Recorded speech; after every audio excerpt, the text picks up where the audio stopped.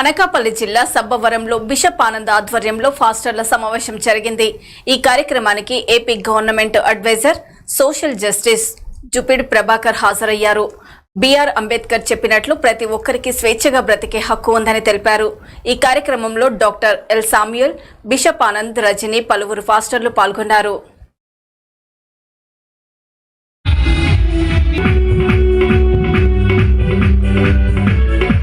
ఆంధ్రప్రదేశ్లో ప్రధానంగా జగన్మోహన్ రెడ్డి గారు చేస్తున్నటువంటి అనేకమైన అభివృద్ధి సంక్షేమ కార్యక్రమాలు పేద ప్రజలకి, దూర ప్రాంతాలకి, ఎవరైతే వాళ్ళ బాధల్ని చెప్పుకోలేక ఉన్నారో వాళ్ళందరి తరఫున ప్రభుత్వం చేస్తున్నటువంటి అనేకమైన సహాయ కార్యక్రమాల్ని ఈ ప్రజలకి చెప్పి ఎడ్యుకేట్ చేసే క్రమంలో ఇంకా ఏమైనా ప్రభుత్వ సహాయం ఉంటే తీసుకోవచ్చు.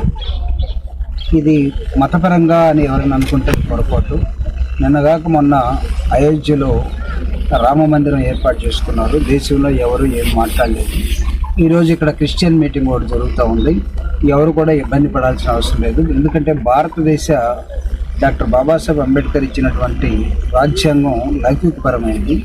ఈ దేశంలో రాజ్యాంగానికి, ప్రభుత్వానికి ఒక మతం అంటూ ఉండే అవకాశం లేదు. So state doesn't have any religion అని రాజ్యాంగంలో చెప్పబడింది.